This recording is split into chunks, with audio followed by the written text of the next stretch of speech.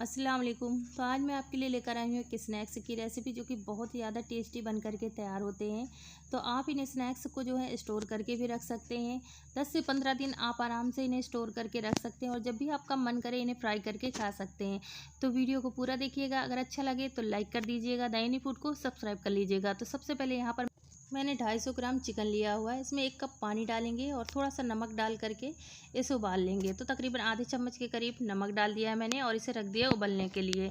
तो यहाँ पर देखिए चिकन जो है उबल चुका और इसका सारा पानी जो है सूख चुका है। तो चलिए चिकन को हम बाहर निकाल लेते हैं। तो यहाँ पर चिकन को हमने निकाल लिया। अब हमें यहाँ पर इसके रेसे निकालने हैं। तो यहाँ पर इस तरीके से रेसेदार चिकन जो है हमें बना करके इसका तैयार करना है। तो यहाँ पर आप चाहें तो इसे चॉपर में डाल करके चॉप्ड कर सकते हैं या तो फिर इस तरीके से हाथों से इसके रेसे निकाल लीजिएगा। तो यहाँ पर जो हमारा चिकन है इस तरीके से रेसेदार तैयार हो जाएगा। तो यहाँ पर ये देखिए इसी तरीके से हमने सारा चिकन जो है तैयार कर लिया है। तो यहाँ पर ये रेसेदार चिकन जो है हमारा तैयार हो चुका है। तो चलिए अब हम आगे का स्टेप कर लेते हैं। तो यहाँ पर इसे हम साइड में रख देंगे और यहाँ पर ले लिया एक पैन में हमें डाल देना है 1 चम्मच के करीब बटर ना हो तो आप तेल ले लीजिएगा, रिफाइंड ऑयल यानी कि इस्तेमाल कर लीजिएगा। तो यहाँ पर बटर जैसे ही मेल्ट हो जाता है तो इसमें हमें शामिल कर देना है 1 प्याज। तो मीडियम साइज़ का 1 प्याज ले लिया था, इसे बारीक कट करके इसमें डाल दिया है। अब प्याज को हल्का सा हमें सॉफ्ट कर लेना है, कोई कलर नहीं लाना है हमें। इसी टाइम पे हमें डाल देना है 1 चम्मच लहसुन और अदरक का पेस्ट। इसे भी डाल करके अच्छे से हम भून लेंगे। तो यहाँ पर लहसुन अदरक का कच्चापन निकल जाए इतना हमें इसे भूनना है। तो तकरीबन आधा मिनट तक हमने इसे भून लिया। इसके बाद यहाँ पर देखिए यहाँ पर लिया मैंने तकरीबन 1 कप के करीब पत्ता गोभी, आधा कप लिया है शिमला मिर्च और आधा कप लिया है मैंने गाजर। तो यहाँ पर जो शिमला मिर्च है 1 ली है मैंने, पत्ता गोभी का 1/4 हिस्सा लिया था और 1 गाजर लिया हुआ है। तो यहाँ पर इन सारी चीज़ों को हम मिक्स कर देंगे। मिक्स करने के बाद जो है हमें यहाँ पर अब चिकन शामिल कर देना है। तो जो हमने चिकन तैयार किया था रेसेदार, इसे हमें डाल देना है इन्हीं सब्जियों के साथ में और यहीं पर हम डाल देंगे 2 उबले हुए आलू। इन्हें मैश कर लीजिएगा या तो फिर ग्रेटर से ग्रेट करके डाल दीजिएगा। तो यहाँ पर मैंने इसे ग्रेटर से ग्रेट करके डाल दिया है। अब इन सारी चीज़ों को हमें अच्छे से मिक्स करना है और बस अब यहीं पर हम कुछ मसाले डालेंगे। तो यहाँ पर हमें डाल देना है सबसे पहले नमक, 1 चम्मच डाल देंगे काली मिर्चों का पाउडर, 1 चम्मच कुटी हुई लाल मिर्चें, आधा चम्मच भुने हुए जीरे का पाउडर और 1 हरी मिर्च डाल देना है। 1 चम्मच डाल देंगे यहाँ पर सोया सॉस और बारीक कटा हुआ हरा धनिया थोड़ा ज़्यादा डालेंगे और इन सारी चीज़ों को हमें अच्छे से मिक्स करना है। तो यहाँ पर तकरीबन 5 से 6 मिनट तक मैंने अच्छे से स्टफिंग को भून लिया है। तो यहाँ पर देखिए स्टफिंग जो है हमारी तैयार हो चुकी है। तो इसे एक बाउल में निकाल लेंगे।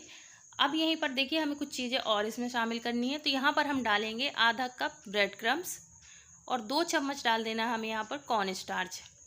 अब इन सारी चीज़ों को हमें अच्छे से मिक्स कर लेना है।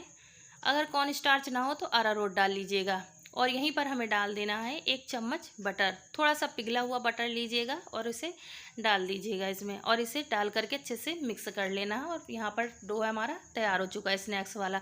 यहाँ पर 2 चम्मच मैदा लिया है, 1/4 चम्मच नमक डाल करके इसका घोल बना लेना है। यहाँ पर ब्रेड क्रम्स लिए हुए हैं।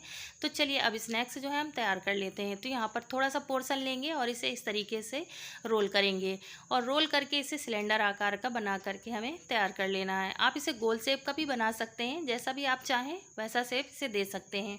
तो यहाँ पर सारे स्नैक्स जो है इसी तरीके से हमें बना करके पहले तैयार कर लेने हैं।